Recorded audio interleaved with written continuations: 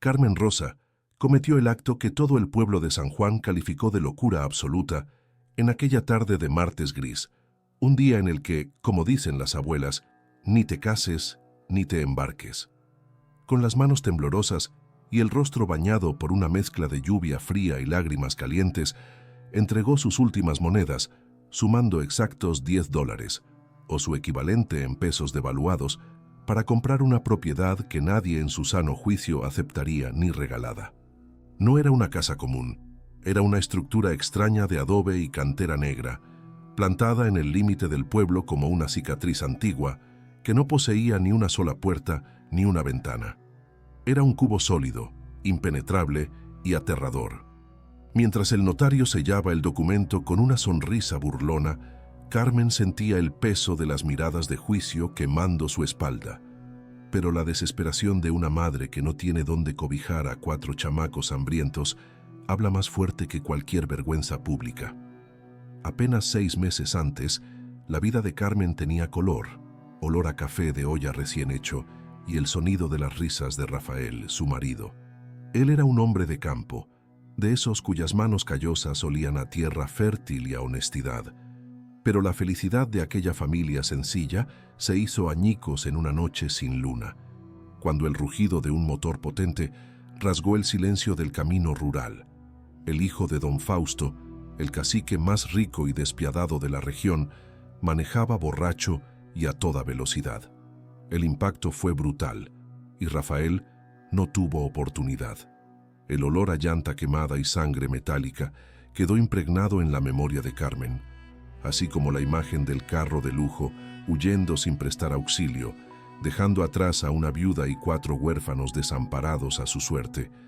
La justicia de los hombres, lamentablemente, tiene un precio que Carmen no podía pagar, pero que sobraba en los bolsillos de don Fausto. El crimen fue encubierto con mordidas a la policía, testigos comprados y el expediente archivado como un lamentable accidente causado por la imprudencia de la víctima. Sin el jornal de Rafael y con los ahorros drenados por el funeral y el novenario, la caída de la familia fue vertiginosa. En pocas semanas, la casita alquilada donde vivían fue retomada, los muebles vendidos para comprar tortillas y frijoles, y la dignidad se fue escurriendo día tras día. Ahora, Carmen y los niños vivían de arrimados en un galerón húmedo al fondo de una ladrillera, un lugar que apestaba a moho y desesperación, donde el viento cortante de la noche se colaba por las rendijas de la madera podrida, haciendo que los pequeños gemelos lloraran de frío hasta el cansancio. Pero parecía que no había fondo en ese pozo de miseria. Esa mañana, el dueño de la ladrillera avisó que el galerón sería demolido al día siguiente para dar lugar a un nuevo horno. Carmen miró a Miguel, su hijo mayor de 13 años, que intentaba mantener la postura de hombre de la casa, pero cuyos ojos denunciaban el pánico. Clara, de 10 años, abrazaba a los gemelos en un rincón sobre pedazos de cartón. El cielo afuera estaba cambiando de color, pasando de un gris inofensivo a un morado amenazante, anunciando un cordonazo, una de esas tormentas torrenciales que transforman las calles de tierra en ríos de lodo. Sin tener a dónde ir, Carmen se tragó el último fragmento de su orgullo y decidió hacer lo impensable, pedir ayuda al padre del asesino de su marido. La caminata hasta la hacienda de don Fausto fue un calvario humillante. La lluvia comenzaba a caer fina y helada, pegando el vestido raído al cuerpo flaco de Carmen. Al llegar frente a los portones de hierro forjado de la mansión, sintió la diferencia brutal entre los dos mundos. El olor a jazmines y tierra mojada bien cuidada emanaba de los jardines, mientras ella olía a humo y sudor rancio. Cuando don Fausto apareció en el porche, sosteniendo una copa de cristal con whisky importado, la miró como si ella fuera una cucaracha que hubiera invadido su santuario de mármol. Él sabía quién era, y el brillo sádico en sus ojos revelaba que disfrutaba ver a la esposa de su víctima arrastrándose por misericordia. «Por favor, don Fausto», suplicó Carmen, con la voz quebrada, ignorando el agua que escurría por su rostro. «No pido dinero, no pido limosna, solo pido un techo. Cualquier lugar seco para que mis hijos pasen la noche. Usted tiene tantos graneros vacíos, tantas propiedades. Por la Virgen de Guadalupe, tenga piedad. El hombre rico soltó una carcajada seca que no llegó a sus ojos. Bajó los escalones lentamente, saboreando el momento. Dijo que no daba caridad, pues eso echaba a perder el carácter de los pobres, pero que era un hombre de negocios, y como hombre de negocios, tenía una oferta irrechazable para una viuda desesperada. «Tengo una propiedad a la salida del pueblo», dijo él, agitando el hielo en la copa. «Es sólida, paredes de cantera de medio metro, nunca se va a caer. Te la vendo ahora mismo». Carmen sintió una punzada de esperanza, ingenua y dolorosa. Cuando preguntó el precio, esperando una cantidad imposible, él sonrió con malicia y dijo: $10, lo que me cuesta el almuerzo o la propina del mesero. Carmen no podía creerlo. Tanteó el bolsillo de su delantal, sintiendo las monedas y los billetes arrugados que eran todo lo que le quedaba para alimentar a los niños los próximos días. Era una elección entre comer hoy y dormir a la intemperie, o pasar hambre bajo un techo. Ella aceptó. Con las manos temblando, le entregó el dinero a don Fausto. Él llamó a su abogado, que convenientemente estaba en la casa, y redactaron ahí mismo, en el porche, un contrato de compraventa. Fue solo después de firmar, cuando el papel ya estaba doblado en su mano, que don Fausto soltó el veneno final. Olvidé mencionar un detalle, viuda. La casa es sólida, sí, tan sólida que no tiene puertas, ni ventanas. Es un ataúd de piedra. Buena suerte intentando entrar, ya.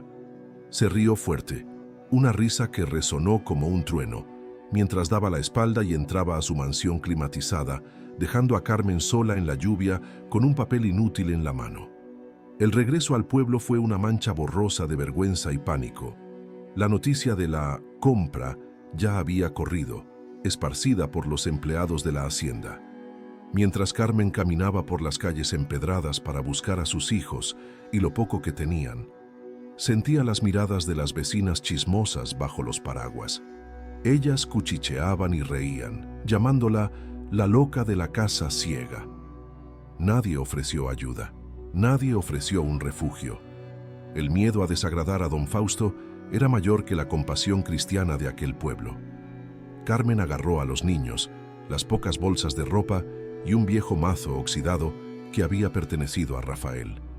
Caminaron hasta la periferia, donde el asfalto se acababa y el monte crecía alto.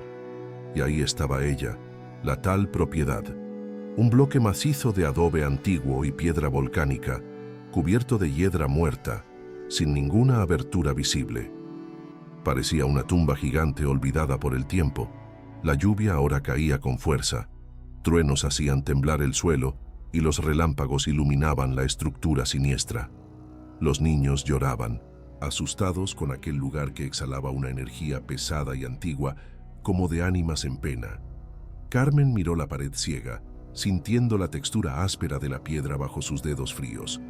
No había manija, no había rendija, solo el rechazo sólido de dejarlos entrar. Miguel miró a su madre, con el pelo empapado pegado a la frente, y preguntó qué harían. Carmen no respondió con palabras. La desesperación se había transformado en una determinación feroz, de esas que solo surgen cuando la muerte ronda a la cría. Levantó el mazo pesado con ambas manos, sintiendo los músculos protestar por el esfuerzo. Ella no tenía la llave, pero tenía la fuerza del amor de una madre y la rabia de una mujer injusticiada. Ante aquella pared muda que guardaba secretos de un siglo, se preparó para el primer golpe. Cuéntanos aquí en los comentarios desde qué ciudad nos estás escuchando y vamos a seguir con esta historia emocionante. El primer golpe del mazo contra la pared de adobe resonó de forma ahogada, como si la casa se estuviera tragando el sonido para no perturbar el sueño de 100 años. La lluvia azotaba la espalda de Carmen con una violencia creciente, mezclándose con el sudor frío que escurría por su frente. Pero ella apenas sentía la incomodidad térmica. Toda su existencia estaba concentrada en la punta de aquella herramienta oxidada. La pared parecía burlarse de sus esfuerzos. soltando apenas polvo y pequeños fragmentos de barro endurecido a cada impacto. Una resistencia terca que haría a cualquier hombre fuerte desistir. Pero Carmen no se movía por fuerza física, sino por el pánico primordial de ver a sus hijos encogidos bajo un plástico negro, temblando de frío a pocos metros de allí. Ella golpeaba rítmicamente, un golpe tras otro, transformando su frustración y su luto en energía cinética, mientras sus gritos de esfuerzo eran ahogados por el rugido de los truenos que sacudían el cielo oscuro sobre San Juan. 30 minutos pasaron y la pared finalmente comenzó a ceder, pero el precio físico cobrado era alto. Las manos de Carmen, acostumbradas a echar tortilla y lavar ropa ajena, estaban en carne viva. Las ampollas se habían reventado y la sangre se mezclaba con el lodo en el mango de madera del mazo. Miguel, con sus 13 años y ojos desorbitados de miedo, corrió al lado de su madre e intentó sujetar la herramienta, rogando ayudar, pero ella negó con un gesto brusco de cabeza, rehusándose a dejar que su hijo cargara con esa cruz. Aquella era su batalla. Cuando la primera piedra grande se soltó y cayó hacia adentro de la estructura con un golpe sordo, un agujero negro e irregular se abrió como una boca herida en la fachada de la casa. Carmen paró por un segundo, jadeante, el pecho subiendo y bajando violentamente, encarando la oscuridad absoluta que emanaba de aquella apertura forzada. Del interior de la casa sopló un viento extraño, no el viento helado de la tormenta, sino un aire estancado y seco que olía a tiempo guardado, a polvo antiguo y a flores secas que habían muerto hace décadas. Era el aliento de un lugar que no veía la luz del sol ni respiraba el aire del mundo exterior desde antes de que Carmen naciera.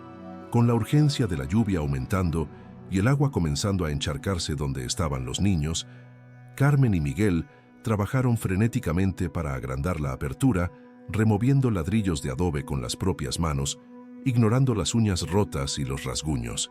Cuando el agujero fue lo suficientemente grande para pasar un cuerpo curvado, ella empujó a los niños hacia adentro, uno a uno, como una loba metiendo a sus cachorros en la guarida, antes de entrar ella misma y jalar un pedazo de madera vieja para cubrir parcialmente la entrada y bloquear la lluvia. Allá adentro, el silencio era tan pesado que parecía tener masa física, presionando los oídos y ahogando incluso el sonido de la tormenta furiosa afuera. Carmen encendió una pequeña veladora que traía en el bolsillo, la llama parpadeando nerviosamente antes de estabilizarse y proyectar sombras largas y danzantes en las paredes de piedra desnuda. Lo que la luz reveló fue un escenario que hizo que el corazón le saltara un latido. El lugar no era una casa vacía. Era un salón amplio, sin divisiones visibles de inmediato, repleto de formas fantasmales. Muebles robustos estaban cubiertos por sábanas blancas, gruesas de polvo, pareciendo figuras humanas congeladas en el tiempo, esperando pacientemente un regreso que nunca sucedió. El piso de madera noble crujió bajo los pies mojados de los niños, un sonido agudo que resonó en la vastedad de aquel mausoleo doméstico. Los niños se agarraron a las faldas de su madre, asustados con las sombras que parecían moverse en los rincones donde la luz de la vela no alcanzaba. Había una sensación innegable de que no estaban solos, de que la casa tenía una conciencia, una presencia que observaba a los invasores con curiosidad cautelosa. Carmen, intentando mantener la calma para no aterrorizar más a los hijos, tocó uno de los muebles cubiertos. La tela se deshizo bajo sus dedos, podrida por el tiempo, revelando la madera oscura y tallada de un sillón de terciopelo rojo, intacto y majestuoso. Era mobiliario de gente rica, de hacendados, abandonado allí como si los dueños hubieran salido a dar la vuelta a la plaza y jamás hubieran vuelto. La incongruencia entre su miseria y la riqueza de aquel mobiliario olvidado era palpable en el aire viciado del ambiente. Mientras acomodaba a los hijos sobre un tapete persa polvoriento, que parecía más suave que cualquier petate que hubieran tenido, Carmen sintió un escalofrío que no venía del frío. Era una sensación de estar siendo observada, pero no con malicia. Mucha gente dice que las casas antiguas absorben las emociones de quien vivió en ellas, y aquel lugar estaba saturado de una tristeza profunda, casi palpable. Si ya entraste a un lugar y sentiste una energía inexplicable, sabes exactamente de lo que hablo. Deja tu opinión en los comentarios si tendrías el valor de dormir la primera noche en un lugar como este o si habrías corrido de vuelta a la lluvia. Carmen eligió quedarse, no por valiente, sino porque el miedo a los vivos allá afuera, a don Fausto y al hambre, era mucho mayor que el miedo a los muertos que pudieran habitar aquellas paredes. La primera noche fue una prueba de sanidad. La oscuridad era absoluta, rota apenas por la vela que Carmen economizaba, prendiéndola y apagándola. El aire era respirable pero denso, cargado de partículas de un pasado que insistía en no irse. Comieron el poco pan que tenían, bebiendo agua de una botella de plástico, sentados en el suelo como náufragos en una isla de tesoros inútiles. Carmen no durmió. Se quedó de guardia, sentada contra la pared fría cerca del agujero que habían abierto, sosteniendo el mazo con fuerza, los ojos barriendo la penumbra, atenta a cualquier movimiento entre los muebles cubiertos. Cada crujido de la madera, cada gotera distante, sonaba como un paso, manteniendo sus nervios estirados como cuerdas de guitarra a punto de reventar. Cuando la mañana finalmente llegó, la luz del sol entró por el agujero en la pared como un rayo de esperanza, revelando el polvo que danzaba en el aire. Carmen salió a buscar agua y fue recibida por un espectáculo de humillación. La noticia de que la loca había roto la pared se esparció, y un pequeño grupo de curiosos y vecinas venenosas estaba parado en el camino de tierra, señalando y riendo. Para ellos, ver a esa mujer sucia saliendo de un agujero en la pared como un tlacuache de su madriguera era el entretenimiento del día. «Miren allá, la reina de la cueva», gritó una mujer gorda con un delantal sucio. «Cuidado que no te jalen las patas los fantasmas, viuda», se burló otro. Carmen levantó la barbilla, ignorando las risas, y siguió su camino con la dignidad de quien no tiene nada que perder. Durante los días siguientes, la familia intentó crear una rutina imposible dentro de aquella caja de piedra. Sin ventanas para ventilación cruzada, el aire se viciaba rápidamente, obligándolos a mantener el agujero de entrada siempre abierto, lo que también dejaba entrar las miradas curiosas. Carmen improvisó un fogón con ladrillos sueltos cerca de la entrada para que el humo saliera, y el olor a frijoles de la olla comenzó a mezclarse con el olor a humedad de la casa. Los niños, con la resiliencia típica de la infancia, comenzaron a explorar el ambiente. Clara descubrió que la casa no tenía cuartos definidos por puertas. Era un laberinto de paredes parciales y pasillos que parecían dar vueltas sobre sí mismos, una arquitectura confusa hecha para desorientar. Cada rincón de aquella casa parecía esconder un secreto. Había espejos cubiertos con paños negros, como si alguien quisiera evitar ver su propio reflejo. Había estantes repletos de libros cuyas páginas se deshacían al toque, escritos en una caligrafía antigua y descolorida. Pero lo más perturbador era la sensación de aislamiento. Aun estando en la orilla del pueblo, dentro de aquellas paredes gruesas de adobe, el sonido de la calle era inexistente. Era como si estuvieran en otra dimensión, suspendidos en el tiempo. Miguel encontró un viejo reloj de péndulo parado a las 3:15, e incluso cuando intentó darle cuerda, las manecillas se rehusaron a mover, como si el tiempo allí adentro obedeciera reglas diferentes. A pesar de lo extraño, Carmen comenzó a sentir una rara gratitud por aquellas 4 paredes. Eran feas, ciegas y húmedas, pero eran suyas. Por primera vez en meses, nadie podría echarla a la calle, o eso pensaba ella. Fregó el piso, quitó el polvo de los muebles y organizó sus pocas chivas con el cariño de quien cuida un palacio. La casa ciega, como el pueblo la llamaba con burla, estaba comenzando a ganar vida. Una vida frágil alimentada por la tenacidad de una madre sola. Pero la casa tenía sus propios planes y sus propios misterios, que no tardarían en manifestarse para probar el coraje de aquella familia intrusa. Fue en la tercera noche que la verdadera naturaleza del lugar comenzó a revelarse. Los niños ya dormían profundamente, exhaustos por los juegos improvisados entre los muebles antiguos. Carmen estaba despierta, remendando una camisa de Miguel a la luz de una lámpara de aceite que había logrado comprar. El silencio era absoluto, hasta que un sonido bajo y rítmico comenzó a emanar. Carmen se congeló, la aguja parada en el aire. No venía de afuera, donde los grillos cantaban. El sonido venía de adentro de la pared oeste, la pared más gruesa de la casa. No era un sonido de ratones corriendo o arañando, era un sonido mecánico, metálico. Clac, clac, clac, como engranajes pesados intentando girar después de décadas de inercia, o como alguien golpeando con un anillo de metal contra la piedra del otro lado. Pero no había otro lado, solo el corazón sólido de la construcción. Carmen soltó la costura y se acercó a la pared, pegando la oreja al adobe frío. El sonido paró abruptamente, como si la entidad del otro lado supiera que estaba siendo escuchada. El corazón de Carmen se disparó contra las costillas. Entonces, una vibración sorda recorrió la pared, haciendo caer el polvo del techo, y ella retrocedió, aguantando la respiración. Aquello no era normal. Aquello no era natural. Carmen miró a sus hijos durmiendo y sintió el instinto de protección gritar en su mente. Agarró el mazo nuevamente, sus manos sudadas resbalando en el mango.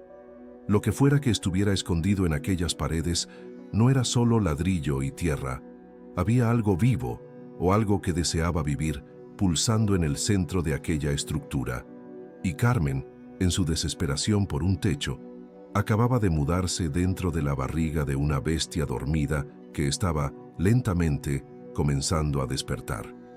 La mañana siguiente trajo una falsa sensación de normalidad a la casa ciega, con el sol intentando calentar las piedras frías de la fachada, pero la paz duró poco.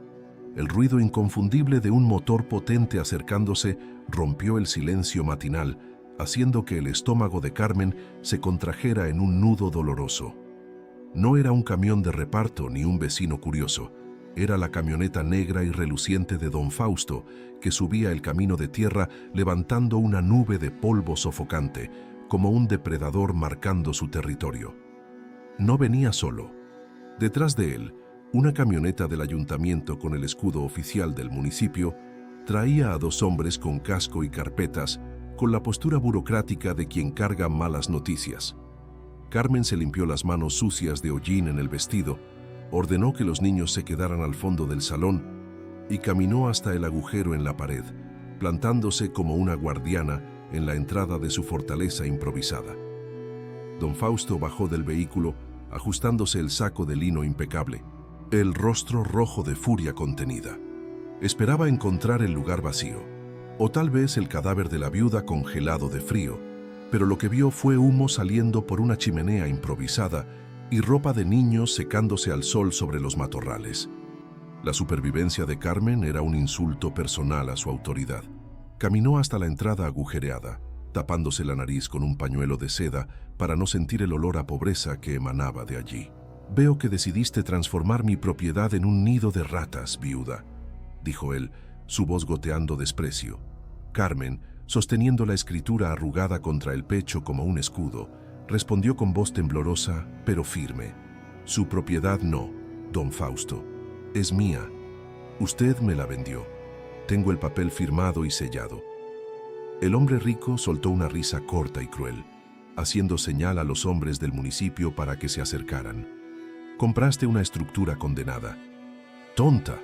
Y ahora violaste el código de obras del pueblo al abrir ese agujero grotesco en la fachada histórica». El inspector del ayuntamiento, un hombre chaparro con ojos esquivos que claramente estaba en la nómina de Fausto, comenzó a circular la casa, anotando cosas en su carpeta y negando con la cabeza en señal de reprobación teatral. Golpeaba la pared con una pluma, hacía mediciones imaginarias y murmuraba sobre riesgo estructural inminente e insalubridad pública. Carmen sintió la sangre drenarse de su cara. Sabía que la ley ahí no era ciega. La ley tenía los ojos bien abiertos para el dinero de quien pagaba más. Esta construcción es un peligro para la comunidad, decretó el inspector, sin siquiera mirar a los ojos a Carmen. No posee ventilación adecuada, no tiene drenaje y la integridad de los muros fue comprometida por la reforma amateur de la propietaria. Don Fausto sonrió, una sonrisa de triunfo depredador. Escuchaste a la autoridad, Carmen. La casa fue condenada. Tengo aquí la orden de demolición inmediata para garantizar la seguridad pública. Mis máquinas llegan mañana por la mañana para tirar todo. Sugiero que agarres a tus chamacos y desaparezcas de aquí antes de que queden enterrados bajo los escombros. La crueldad era tan palpable que parecía pesar en el aire caliente de la tarde. Él no quería solo la casa de vuelta, quería borrar la existencia de esa familia de la faz de la tierra. Carmen sintió las lágrimas calientes de frustración brotar, pero se tragó el llanto. Levantó el mazo que estaba recargado en la entrada, no para atacar, sino para mostrar que no saldría sin pelear. Usted no puede hacer eso. Es el único techo que mis hijos tienen. ¿Dónde está su humanidad?, gritó ella, su voz haciendo eco por el camino desierto. Si la casa necesita ventanas y puertas para ser legal, yo las voy a poner. Usted no va a tirar mi casa. El inspector intercambió una mirada con Fausto, quien se encogió de hombros, divirtiéndose con la desesperación de la mujer. La ley es clara, dijo el inspector. Para ser habitable, una residencia necesita tener acceso y ventilación estándar. Si mañana al mediodía esta ruina no tiene puertas y ventanas funcionales instaladas, será demolida. Bueno, era una sentencia de muerte disfrazada de oportunidad. Fausto sabía que era imposible. Cortar aquellas piedras e instalar marcos en 24 horas costaría una fortuna y exigiría un equipo de albañiles que Carmen jamás podría pagar. 24 horas, viuda, dijo Fausto, entrando a su camioneta con aire de deber cumplido. Disfruta tu última noche en el Palacio de Piedra. Mientras los vehículos se alejaban, levantando polvo nuevamente, Carmen cayó de rodillas en la tierra batida. Los niños corrieron a abrazarla, llorando, sintiendo el terror de su madre. La injusticia de aquella escena era de revolver el estómago, el tipo de maldad que hace que uno cuestione al mundo. Si también estás sintiendo un nudo en la garganta con esta situación y apoyando para que Carmen salga adelante, ya deja tu like en el video para mandar buena vibra.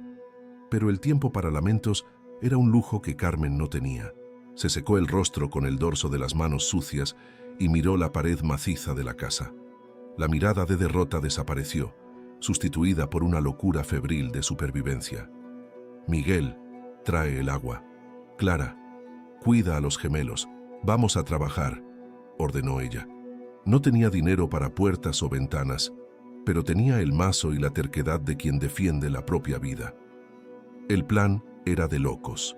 Intentaría abrir más agujeros en la pared, cuadrados toscos que sirvieran de ventanas, y usaría tablas viejas encontradas en el monte para improvisar marcos. Si el ayuntamiento quería aberturas, ella les daría aberturas, aunque tuviera que romper la casa entera con las propias manos hasta el amanecer. La tarde se arrastró en un ritmo torturante. El sol castigaba la piel de Carmen mientras golpeaba la piedra incansablemente. Sus brazos dolían como si estuvieran en fuego, y cada golpe del mazo enviaba choques de dolor por su columna. Miguel, a pesar de su corta edad, intentaba ayudar escarbando la tierra y removiendo el escombro, pero la pared de piedra parecía infinitamente gruesa y resistente, como si hubiera sido diseñada para resistir un sitio de guerra, no una reforma doméstica. A cada centímetro conquistado, la esperanza disminuía. La cantera era dura de más, el adobe muy compacto. Al atardecer, apenas habían conseguido marcar el lugar donde sería una ventana lateral. El agotamiento físico era brutal, pero el miedo de ver las excavadoras a la mañana siguiente la mantenía en movimiento.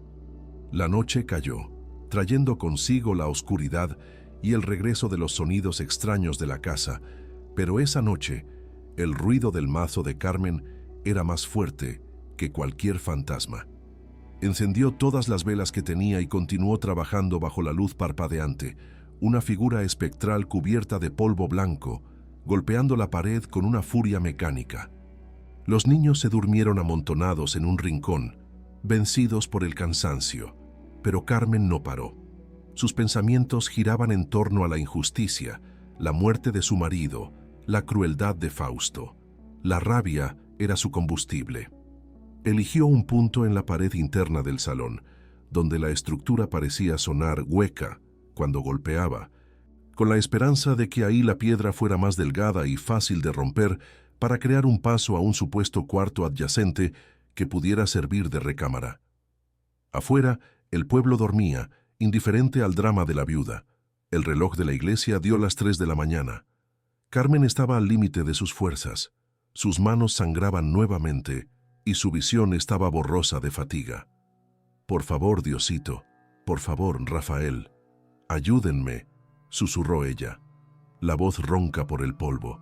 Levantó el mazo para un último golpe desesperado, poniendo todo el peso de su cuerpo exhausto en el movimiento. La cabeza de hierro de la herramienta golpeó el centro de la pared que venía castigando hacía horas. Pero, en vez del sonido seco de impacto contra la roca sólida, hubo un estallido profundo, como el sonido de un hueso gigante partiéndose. La pared no solo se rompió, cedió. No fue un agujero pequeño como el de la entrada. Una sección entera del revoque y de las piedras se derrumbó hacia adentro con un estruendo ensordecedor, levantando una nube de polvo sofocante que apagó las velas instantáneamente. Carmen tosió, retrocediendo, protegiéndose la cara con los brazos, el corazón latiendo desbocado en la garganta. Los niños despertaron asustados, gritando en la oscuridad repentina. «¿Mamá? ¿Mamá? ¿Se cayó la casa?», lloriqueó Clara. Carmen tanteó en lo oscuro, buscando a los hijos, asegurándose de que estuvieran bien, mientras el polvo comenzaba a bajar lentamente. Con las manos temblorosas, encendió un cerillo para prender de nuevo la lámpara. La pequeña llama creció, iluminando el ambiente transformado. Carmen se volvió hacia la pared donde había golpeado. El agujero que abrió no daba al exterior ni a otro cuarto común. Delante de ella, donde antes había piedra sólida, ahora había una abertura oscura y profunda, un vacío que parecía respirar. El aire que salía de ahí era frío y metálico, cargado de un olor diferente, no de moho, sino de cera antigua y algo más, algo que olía a riqueza. Carmen acercó la lámpara a la abertura, entrecerrando los ojos contra la penumbra. La luz dorada invadió el espacio oculto, revelando lo impensable. No era solo un hueco en la pared, era una cámara secreta, perfectamente preservada, que había estado sellada allí, a centímetros de donde ellos dormían. Y lo que la luz de la lámpara tocó allá adentro no fue piedra bruta. Fue el brillo inconfundible, cálido y seductor, de metal reflejando la llama. Carmen contuvo la respiración, el mazo resbalando de sus dedos adormecidos y cayendo al suelo con un golpe sordo. No sabía si estaba alucinando de cansancio o si estaba frente a un milagro, pero sabía que, fuera lo que fuera aquello, don Fausto mataría por ponerle las manos encima. El polvo que bailaba en el haz de luz de la lámpara comenzó a asentarse lentamente, revelando un espacio que el mundo había olvidado. Carmen, con el corazón martillando contra las costillas como un pájaro preso, dio el primer paso hacia adentro de la abertura irregular que su mazo había forzado. El aire allí adentro era diferente, más frío y seco que en el resto de la casa, cargado con un olor dulzón a madera fina envejecida y cera de abeja, un aroma que remitía a sacristías antiguas y secretos guardados bajo 7 llaves. Miguel y Clara se acercaron a su madre, los ojos desorbitados reflejando el brillo dorado que emanaba de allá dentro, pero Carmen les hizo una seña para que esperaran. Aquel era suelo sagrado, y ella sentía, con una intuición femenina ancestral, que estaba a punto de perturbar el sueño de algo mucho más grande que su comprensión. Al levantar la lámpara por encima de la cabeza, la llama iluminó lo que parecía ser un pequeño despacho o una sala de seguridad sin ventanas, oculto en el corazón de la estructura de piedra como una muñeca rusa. No había moho ni telarañas. El ambiente estaba herméticamente sellado, preservado como una cápsula del tiempo, desde el día en que el último ladrillo fue colocado. Y allí, apilados contra las paredes de piedra bruta, estaban baúles de madera reforzados con tiras de hierro, urnas de barro selladas con lacre rojo y estantes repletos de objetos envueltos en terciopelo que el tiempo había vuelto gris. Pero lo que capturó la mirada de Carmen primero no fueron los objetos, sino el brillo. Encima de una mesa central de roble macizo, la luz de la linterna se reflejó en decenas de piezas de platería dispuestas como si esperaran un banquete fantasma. Carmen se acercó a la mesa, hipnotizada. Sus dedos callosos y sucios de tierra tocaron la superficie fría de un candelabro de plata maciza, tan pesado que necesitó las dos manos para levantarlo. La pieza estaba trabajada con detalles florales intrincados, una obra de arte que valdría más de lo que ella había ganado en toda su vida de trabajo. Al lado había charolas, cálices y cubiertos con escudos grabados, oscurecidos levemente por la oxidación, pero aún gritando nobleza. Era la herencia de una familia que huyó a las prisas durante la Revolución, escondiendo sus riquezas no para evadir, sino para proteger el legado de sus hijos. La ironía de aquella visión hizo a Carmen sollozar. Ella, que no tenía una cuchara decente para dar sopa a los hijos, estaba ahora rodeada por un servicio de cena digno de virreyes. Pero la plata era solo el comienzo. En un rincón de la sala, las urnas de barro llamaban la atención. Eran recipientes panzones, del tipo usado antiguamente para guardar granos o aceite, pero las tapas estaban selladas con cera imperial. Movida por una curiosidad febril, Carmen agarró el mazo que aún sostenía y dio un toque leve en el costado de una de las urnas. El barro reseco cedió fácilmente, quebrándose. El sonido que siguió no fue de granos cayendo, sino una cascada metálica, un tintineo musical y pesado que resonó en las paredes de piedra. Del vientre de la urna rota, se derramó una avalancha de monedas doradas, rodando por el suelo de madera como gotas de sol sólido. Eran centenarios de oro, monedas mexicanas antiguas, grandes y pesadas, cada una valiendo una fortuna incalculable en los días de hoy. Carmen cayó de rodillas ante aquella pila reluciente, agarrando un puñado de monedas. El oro era frío al tacto, pero parecía quemar su piel. Miró aquellas piezas, incrédula. Con solo una de aquellas monedas, podría comprar una casa nueva. Con dos, podría asegurar la universidad de los 4 hijos. Y ahí, esparcidas por el suelo y dentro de las otras urnas intactas, había cientos, tal vez miles de ellas. La riqueza era tanta que llegaba a ser obscena, un contraste violento con la miseria que ella vivía horas antes. Uno se queda imaginando qué pasa por la cabeza de alguien en un momento así. El corazón se dispara, falta el aire. Si encontraras un tesoro así en tu pared, ¿cuál sería la primera cosa que harías? ¿Ayudarías a la familia? ¿Viajarías por el mundo o guardarías el secreto? Cuéntanos en los comentarios. Quiero saber qué harías tú en el lugar de Carmen. Mientras los niños, ahora autorizados a entrar, miraban maravillados sin atreverse a tocar nada, Carmen notó una caja menor, forrada de cuero, sobre un estante. Dentro, anidadas en seda que se deshacía al tacto, estaban las joyas. No joyas modernas y delicadas, sino piezas robustas del siglo pasado. Collares de perlas naturales, broches de esmeraldas del tamaño de huevos de codorniz y anillos de rubí que parecían contener fuego líquido. Carmen tomó una alianza de oro grueso con una inscripción interna. Al intentar ponérsela, la pieza deslizó perfectamente en su dedo anular, como si hubiera sido hecha para ella. Un escalofrío recorrió su espalda. Aquello no era un saqueo, parecía una devolución. Fue entonces que vio el cuadro. Recargado en la pared del fondo, cubierto por una sábana de lino, había un marco grande. Carmen jaló la tela, levantando una nube de polvo. La pintura al óleo reveló el rostro de un hombre joven, vestido con ropa de hacendado de principios del siglo XX, con un bigote poblado y ojos gentiles. Carmen se llevó la mano a la boca para ahogar un grito. No era un extraño. El parecido era asustador, casi sobrenatural.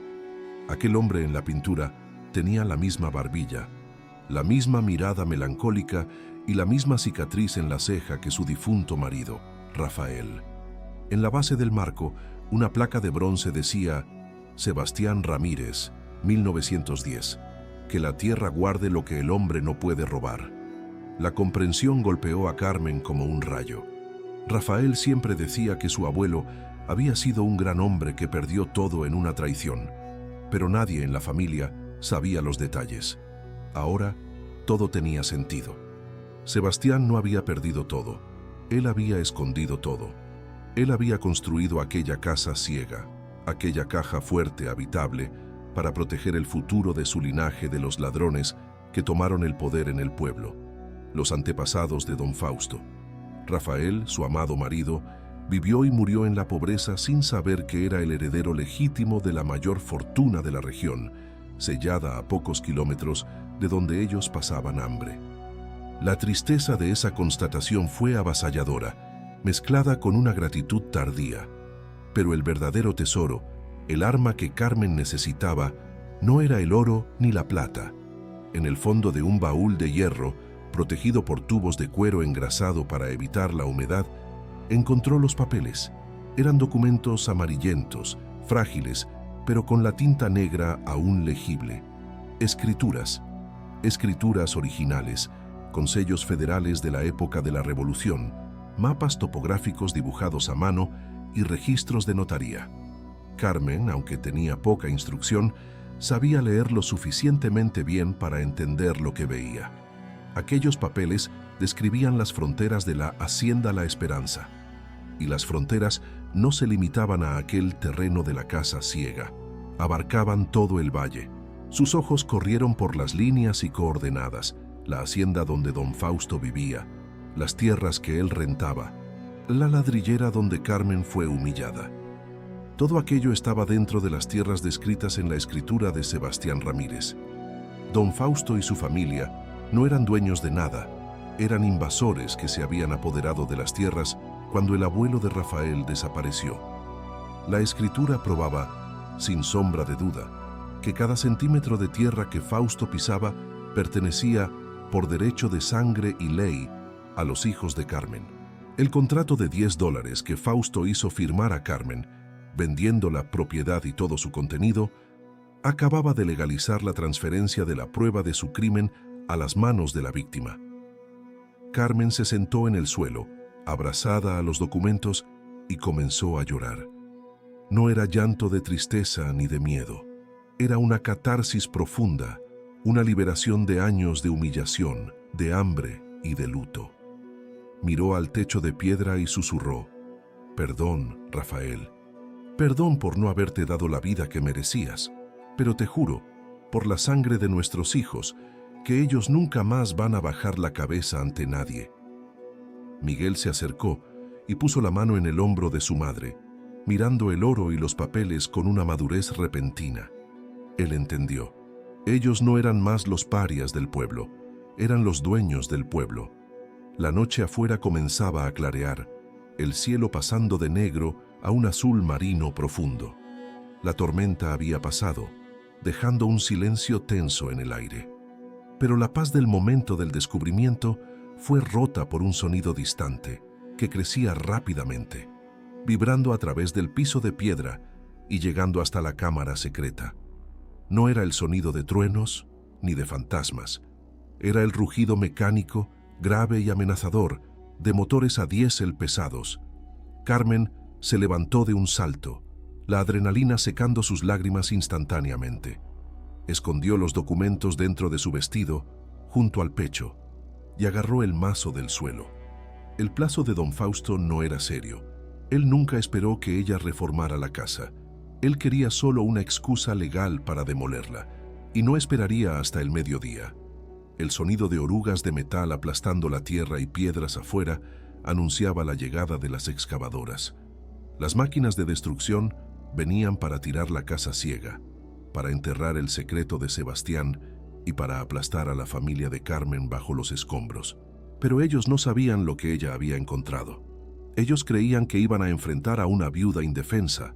Mal sabían que, al salir el sol, encontrarían a una leona armada con la verdad y el poder de destruir su imperio de mentiras. El suelo tembló violentamente, haciendo caer una lluvia fina de polvo del techo de la cámara secreta, mientras el rugido de los motores afuera se volvía ensordecedor.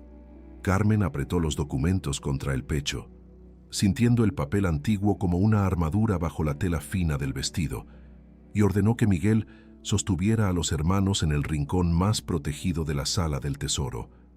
Sabía que aquel temblor no era natural.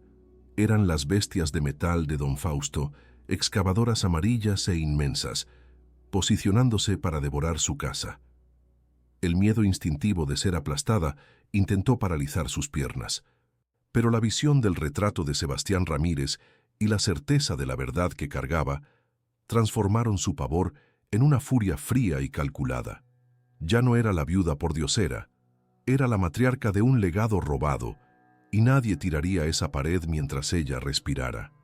Afuera, la escena era de una brutalidad administrativa.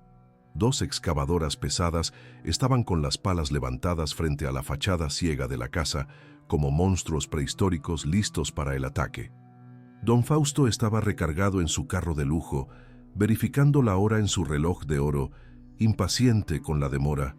A su lado, el inspector del ayuntamiento sudaba frío, nervioso con la pequeña multitud que comenzaba a aglomerarse, vecinos, curiosos y jornaleros que pararon para ver la destrucción de la casa ciega. El operador de la máquina más cercana dudó, asomando la cabeza fuera de la cabina. «Patrón, hay gente ahí adentro. Vi humo saliendo de la chimenea». «No puedo tirar con niños adentro», gritó el hombre. Fausto, con el rostro retorcido de impaciencia, gritó de vuelta. «Dije que tumbes. Si no salieron, es su problema». La orden de desalojo fue dada.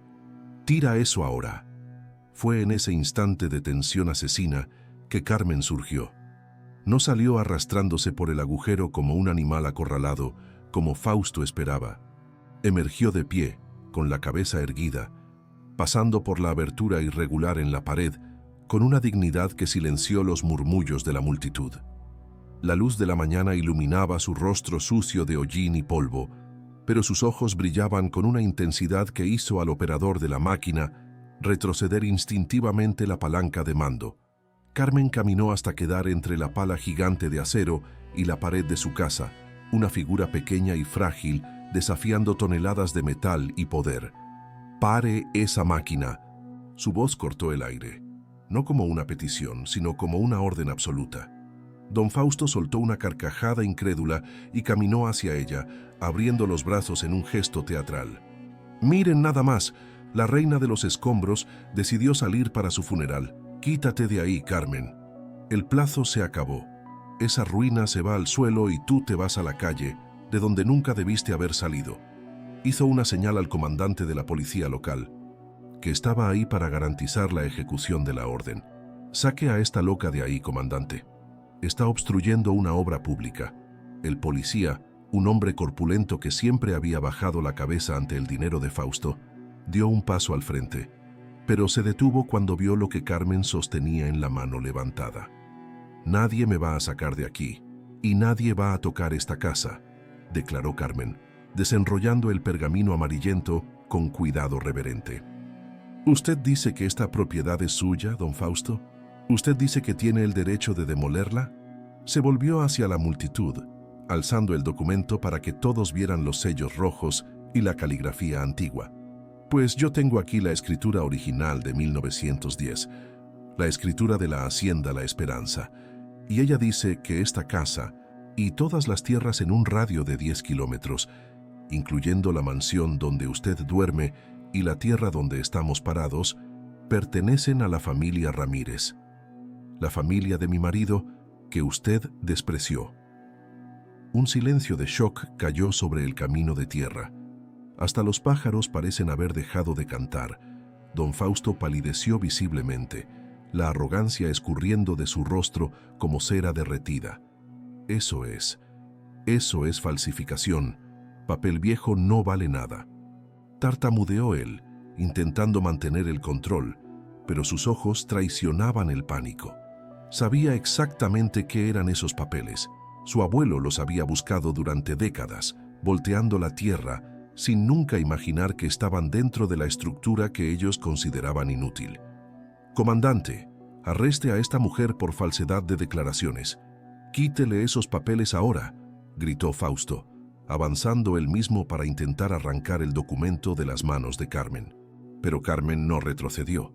Antes de que Fausto pudiera tocarla, una voz grave y autoritaria sonó detrás de la multitud. «Un momento, don Fausto». Era el juez federal del distrito vecino, el doctor Morales, que estaba en el pueblo por una visita de rutina y paró al ver la confusión de las máquinas. Era conocido por ser un hombre de hierro, incorruptible, el único que Fausto no había podido comprar.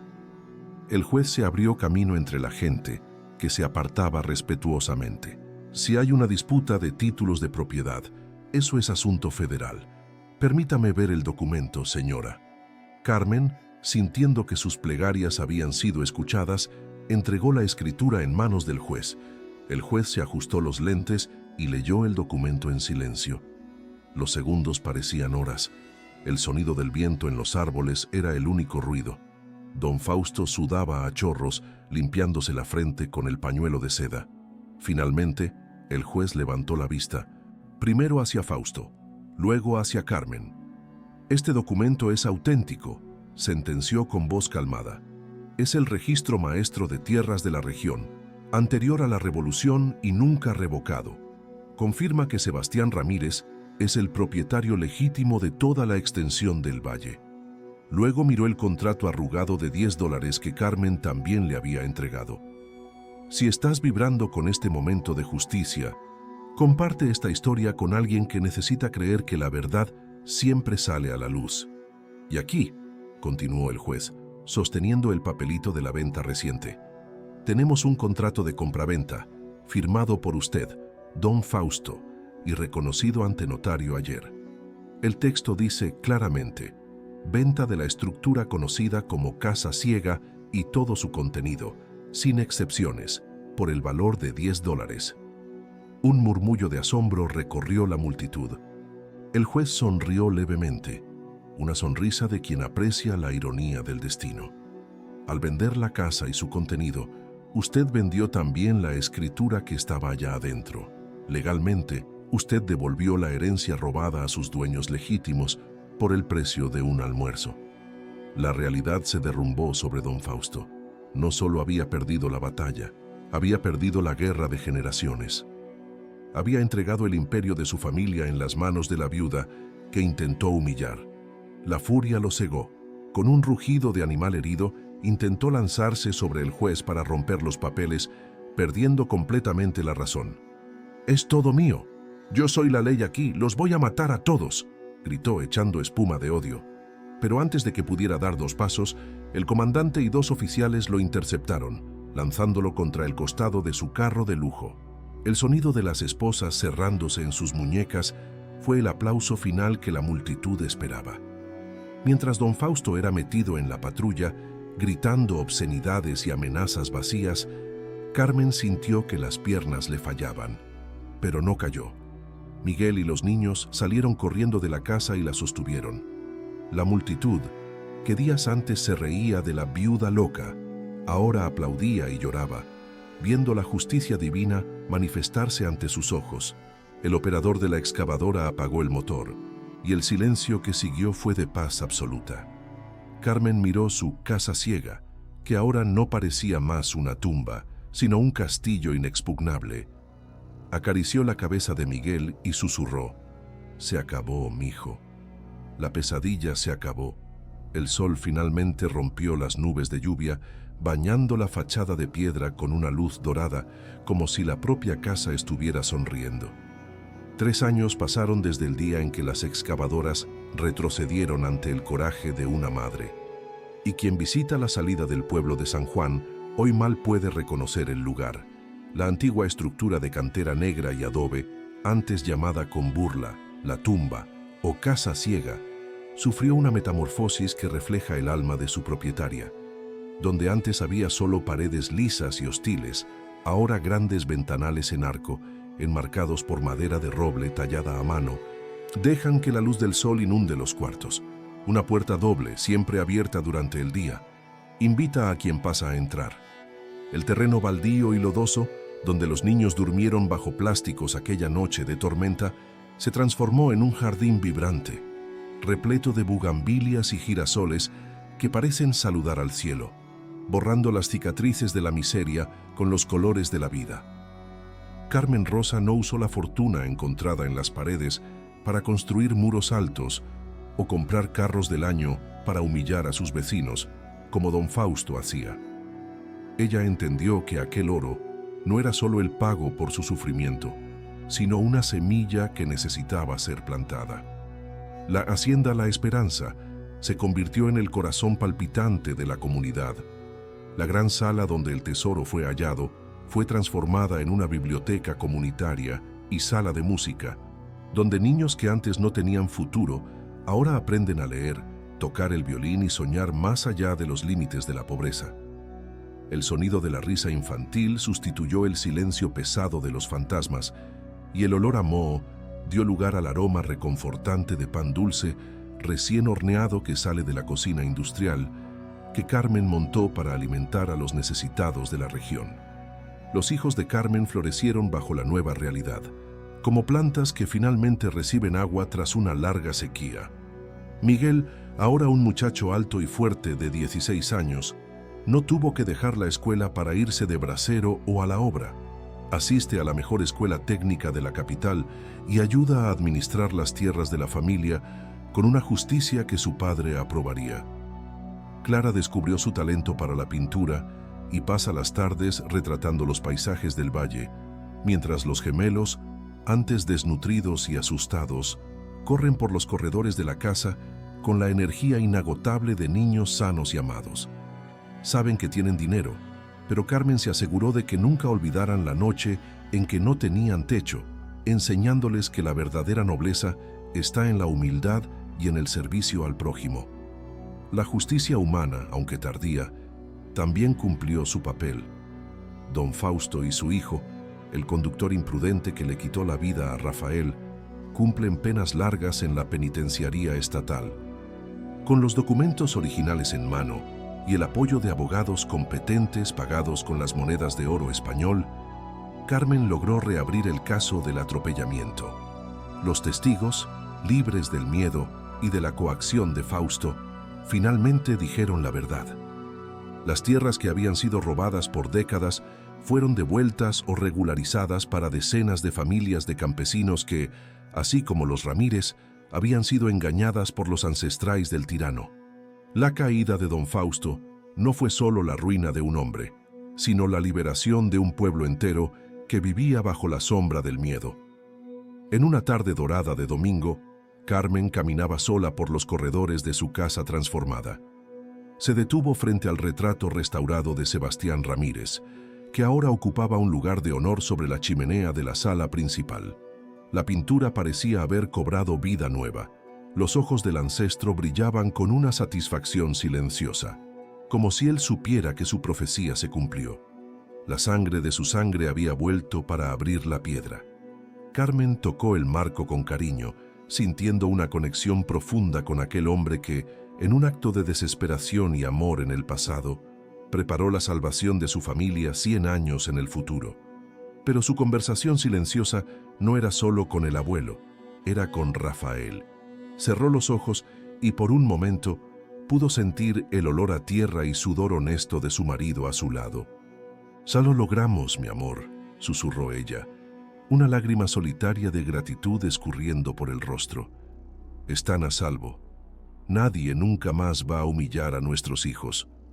El dolor de la pérdida aún estaba ahí, una cicatriz que nunca desaparecería totalmente. Pero ahora no era más una herida abierta y sangrando. Era una marca de batalla, la prueba de que el amor sobrevive a la muerte y que la verdad, por más que intenten enterrarla bajo capas de piedra y mentiras, siempre encuentra un modo de romper los muros y salir a la luz. Carmen salió al porche, donde el sol del atardecer pintaba el cielo de tonos naranja y violeta. Observó el movimiento en el camino allá abajo. Donde antes la gente pasaba y señalaba a la loca, ahora paraban para saludar a doña Carmen, la benefactora de San Juan. Un grupo de madres salía de la Escuela de Artes de la Hacienda, platicando animadas, mientras sus hijos corrían por el pasto. Aquella casa, que había sido construida para ser una caja fuerte, cerrada y egoísta, se había transformado en lo opuesto, un faro de acogida. Carmen se dio cuenta de que la casa ciega finalmente veía la esperanza, veía la solidaridad y veía el futuro. Bajó los escalones de piedra y caminó hasta un pequeño jardín privado en la parte trasera de la propiedad, un lugar quieto rodeado por muros bajos cubiertos de jazmines. En el centro había un monumento simple de mármol blanco dedicado a Rafael. Carmen se arrodilló en el pasto suave y depositó un ramo de cempasúchil, las flores de los muertos, brillantes y amarillas. No había tristeza mórbida ahí, solo una paz profunda. Acomodó las flores y se quedó en silencio, escuchando el viento susurrar en los árboles. Sentía que él estaba ahí, no como un espíritu preso, sino como una memoria bendita. Sonriendo al ver el imperio de bondad que ella había construido sobre los escombros de su tragedia. Al levantarse, Carmen miró sus manos. Las marcas de los callos y de las heridas de aquella noche con el mazo ya habían desaparecido, pero la fuerza que aquellas manos descubrieron tener jamás la abandonaría. Se alisó el vestido, respiró profundo el aire puro de la libertad y se volvió para regresar adentro, donde sus hijos la esperaban para cenar. La mesa sería abundante, las risas serían altas y las puertas estarían sin llave. Porque cuando se tiene la conciencia limpia y el corazón lleno, no hay necesidad de trancas ni de miedo a lo que la noche pueda traer. Esa noche, antes de dormir, Carmen fue hasta la ventana de su cuarto, esa misma que ella había abierto a la fuerza en la piedra bruta. Miró a las estrellas y hizo una promesa silenciosa. Mientras ella viviera y mientras sus hijos vivieran, aquella casa nunca más sería un símbolo de exclusión. La lección que aprendieron con el dolor sería el legado más valioso que el oro. Y si llegaste hasta aquí en esta jornada con Carmen, respira profundo y prepara el corazón, porque el mensaje final que esta historia nos deja es algo que todos nosotros necesitamos llevar para la vida entera. La historia de Carmen Rosa y de la casa ciega nos enseña una verdad poderosa. Muchas veces, las mayores bendiciones de Dios vienen disfrazadas de problemas imposibles y lugares rechazados. Lo que el mundo veía como una tumba inútil y sin entrada, el destino transformó en un santuario de esperanza. Lo que parecía el fin del camino para una viuda desesperada, se volvió el recomienzo glorioso de una familia. Carmen siempre les recuerda a sus hijos que nunca debemos juzgar el valor de algo o de alguien por su apariencia externa bruta o por el desprecio que los poderosos le dedican. Las paredes pueden ser derribadas, las etiquetas pueden ser removidas, y donde la maldad humana cierra todas las puertas con candados de hierro, la fe y el coraje siempre encuentran una manera de abrir una ventana iluminada. El verdadero tesoro que aquella familia encontró en esa noche tormentosa no fueron solo las monedas de oro español o la plata antigua, sino el descubrimiento de su propia fuerza indestructible y la recuperación de su dignidad robada. El dinero puede acabarse, pero la certeza de que la justicia divina tarda, pero nunca falla, es una riqueza que nadie puede quitar. Que la determinación de Carmen te inspire a agarrar tu propio mazo y derribar las paredes del miedo y de la dificultad que intentan cercarte hoy, pues tu victoria puede estar a solo un martillazo de distancia, escondida justo ahí del otro lado. Si te emocionaste con esta historia, suscríbete al canal para no perderte las próximas narrativas inspiradoras. Que Dios te bendiga y hasta la próxima.